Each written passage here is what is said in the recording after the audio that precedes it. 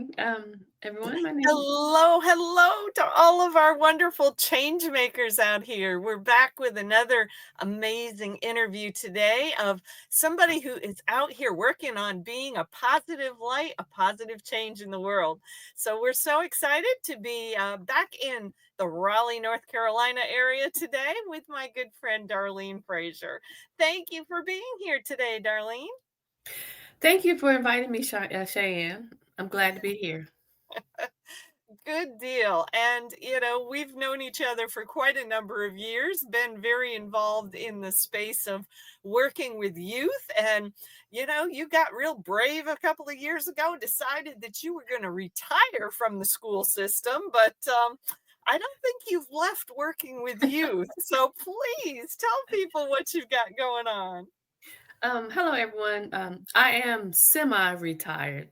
I did retire in 2022 after working in education, but during my retirement session, it was kind of difficult to just sit home and not do anything. So I decided I've already worked with high school, middle school, alternative schools, college students. I said I have no background working with younger kids. So my passion was to go back and help the youth, the younger youth. So now I am in the process of working with, I work with pre-K students, now second grade students. So I have a wealth of knowledge in all these areas in education.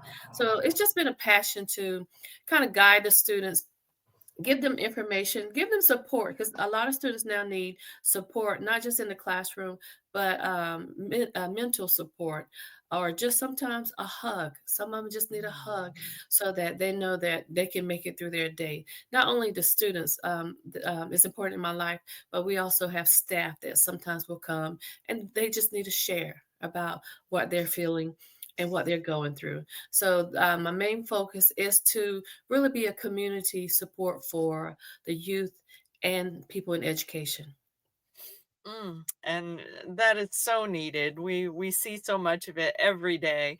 And everything from the actual academics to the emotional pieces that so many of our young people are going through, doesn't matter what age we're talking about. So absolutely thrilled that you are out here to be an advocate for these young people.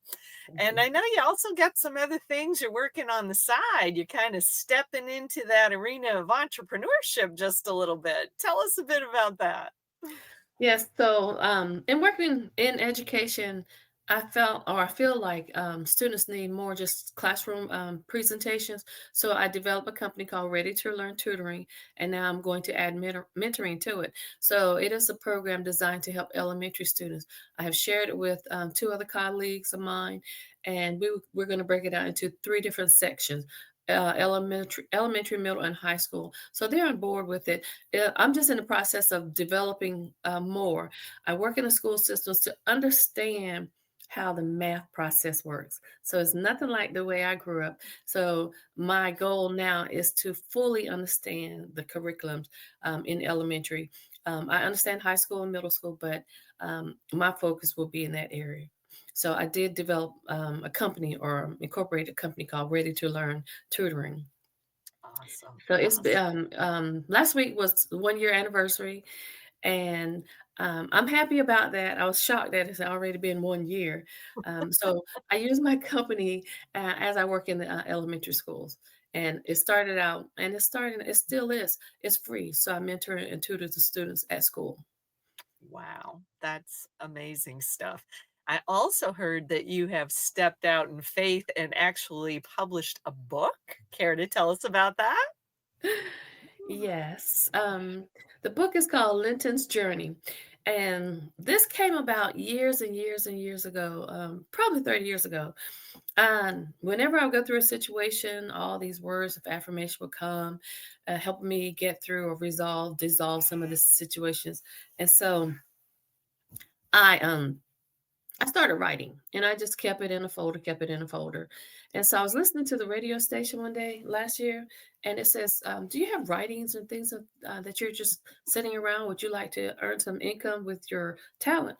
And I just said, the clock went off, and I was like, oh, I have all that stuff.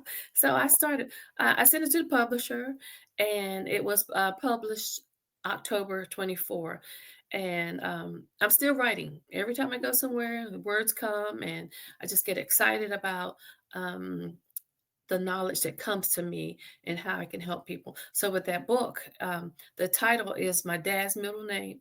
And we just love it. We just love the journey we went through as a family. So it does have, it's about faith, family, and love. It's three different sections in it.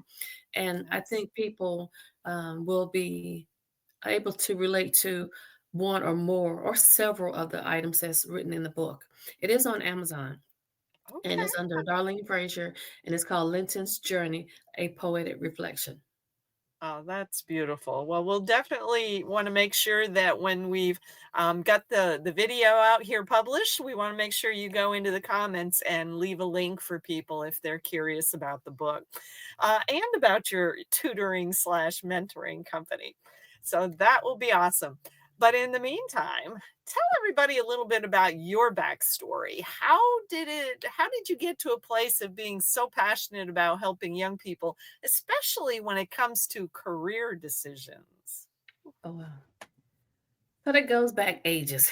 My mom, a long time ago, she was an educator, and I used to go out to school and help the kids in school. So we always played teacher. I did that, and I was like, well, this is kind of cool.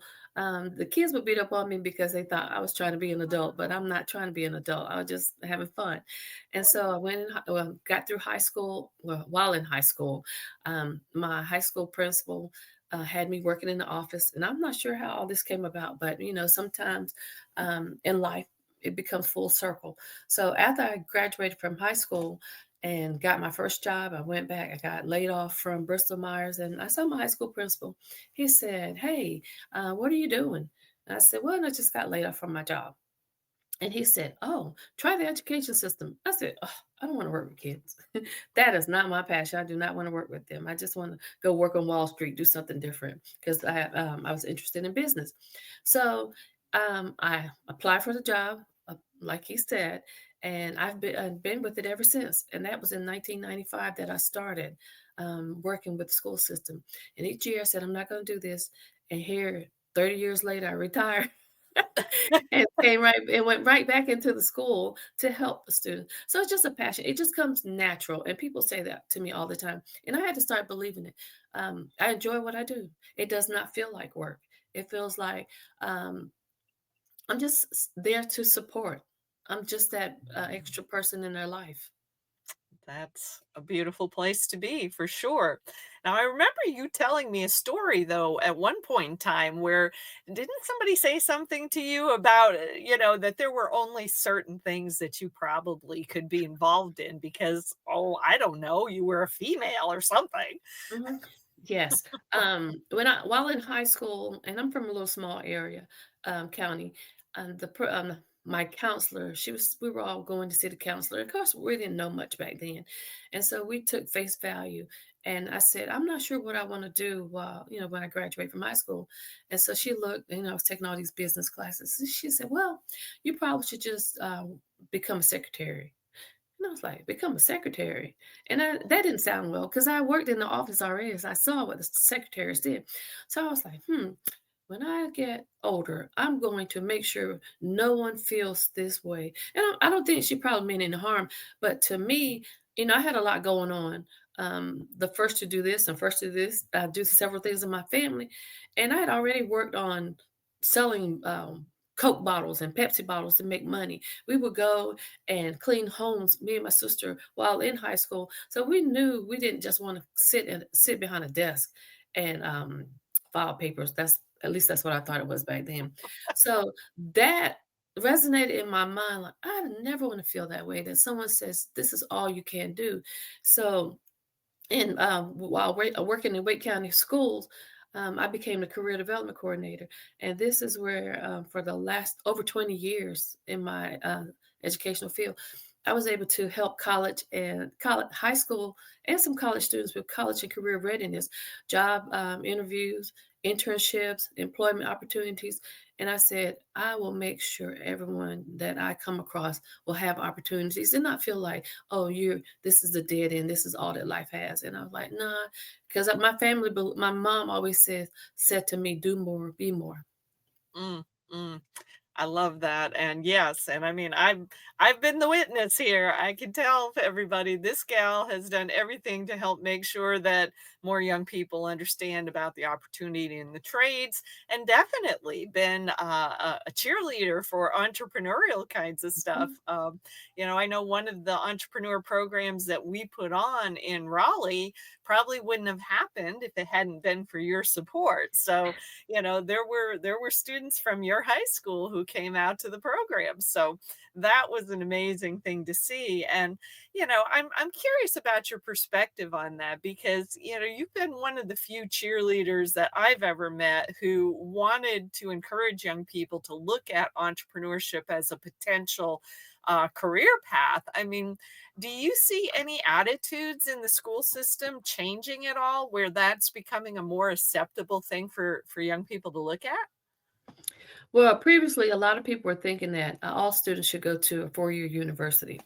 And Mm, so in my field, I could tell by their talents. Like some are interested in reading, some are interested in math. So I offer opportunities to look at, if you're good in this area, pursue this degree, pursue this talent, pursue this job, open your own business, make your own money. So we looked at not just college, 4 year. We looked at two. We looked at internships. I mean, yeah. Internships, job shadowing opportunities for students to go and find out exactly what they want. A lot of students come in and they want to follow their parents' footsteps. So, and they find out, well, this is not my niche. And so we just keep encouraging them. We were inviting businesses to come in and talk to the students about, hey, this is your talent. How can you make the school system better? What can you offer our company? We went downtown when Dorothy Dix was working on their park. We had a group of students to go to sort of to develop the new area over there.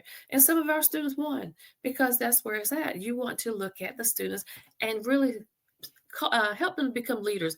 Use your gifts and talents and say, hey, I can do this. This is how I can help your company. yes, absolutely. Good stuff for sure. Well, and I'm kind of curious. I mean, what kind of things do you see for the future? Do you have a big vision about how you want to be serving more of our young people on planet Earth?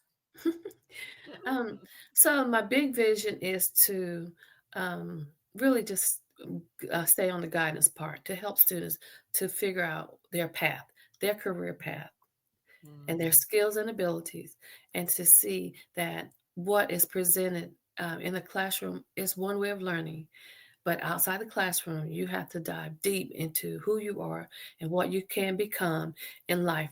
And so mine would be a mentoring opportunity to help reshape the thought process, saying that this is all you can do, but there's mm. more to it because you have to really create your future. And that's what I want students to do, just student leadership. Mm, I love that. Definitely. Wow. And I know you are currently in conversation with a couple of other associates. And I mean, is there anything you care to share about what you guys are planning?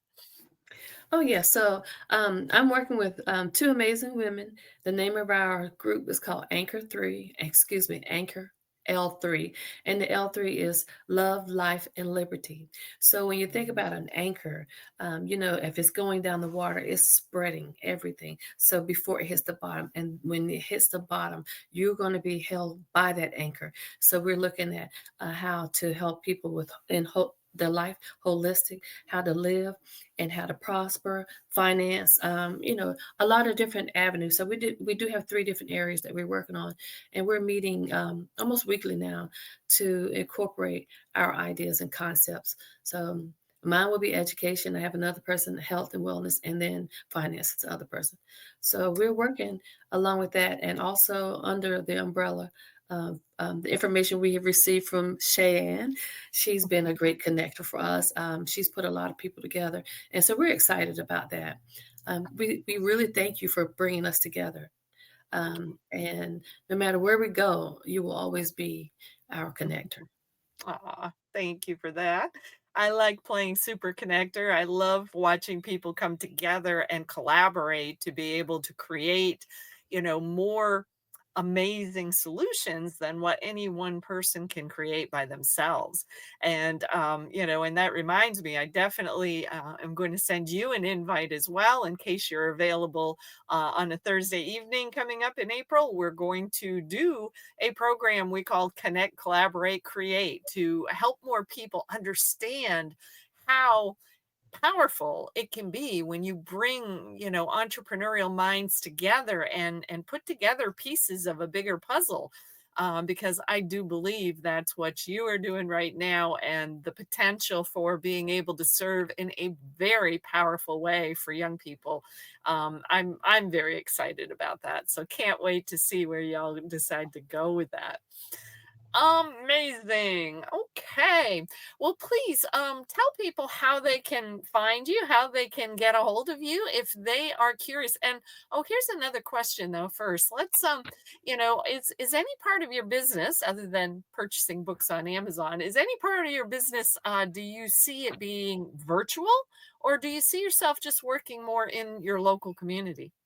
Oh, no, Ready to Learn, it's going to be online and in person because it's Okay. easier to reach a lot of young people at home, because of transportation issues for the parents. And we're trying to make it easy for the parents because everyone's already stressed enough. So, the Mhm. students have devices at home, and we can meet with them in the afternoons or Saturday mornings or whatever time is needed.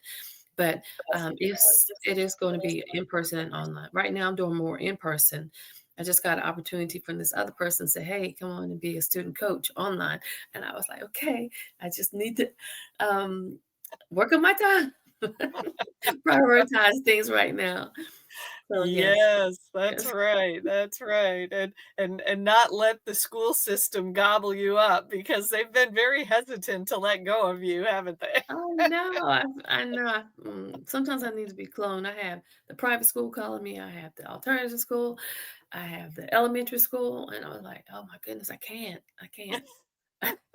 But my heart is to help everyone, and so, they're like, "How do they capture you so fast?" I said, "Well, some people plan a year in advance, and they're like, get Darlene." And so it's all about planning, and then knowing your needs in advance. Because a lot of times in education, we do know that there's sometimes a staffing shortage, so a lot of people start planning ahead, and they said, Mhm. "Okay, this is not here. I mean, we're short in this area, so let's make sure we're covered." And Yeah. so that's how I'm pulled a lot ahead of time. I'm already pulled for August. It is April. I was pulled for August in October last year. Ooh, oh my Yes. goodness, she's in demand. We're gonna have to figure out how to clone you pretty soon. Virtual. I'll do virtual. That'll be an awesome thing. Okay, so now that we've got that piece figured out, now tell people how they can find you if they are curious and would like to reach out. Well, right now I'm just using mainly email is my first initial, Darlene, DFRAZI 61 at Yahoo. .com. You can reach me by that, or you can call me on my telephone number, but always leave me a voicemail message because there's a lot of people calling. So 919-630-3751. My tutoring business, all that is still under my email right now. Okay, so you're not quite there with a website that you can share? No, mm-mm. I Okay, have to do good. some more updates. I have to, yeah, Good they just enough. told me updates. So I Good. can put it in the comments, like if they email me, I can send it to them at that point. But it is called readytolearn.com. Readytolearntutoring.com. Okay, Mhm. perfect, perfect, perfect. Well, and so we can wrap this up here today. Do you have any amazing words of wisdom you'd like to leave people with? Sure. Um, each day that you wake up is a new opportunity to try something new, to do something better, and to gain a new perspective on your life and how you can live and how you can help other people. I would Mm, like to leave you with that. Be the best awesome. version of you. Yes, absolutely. And you do such a fabulous job helping young people to discover what that best version is. So thank you so much for being with us here today, Darlene. It is always a pleasure. And we thank all of our change makers for checking in with us today. And just, part of what we're doing here in this group is encouraging collaboration. So, check out these videos, see if there's somebody you feel inspired to reach out to, because the more we bring entrepreneurial folks together, the better solutions we Mhm, can create. mhm. And I still personally believe that small business owners create better solutions They than any do. politician. That's just me. They do, they do, they do. So, anyway, we thank you all. We'll see you in the next interview and enjoy the rest of your day. Bye Thank you, bye. Shane.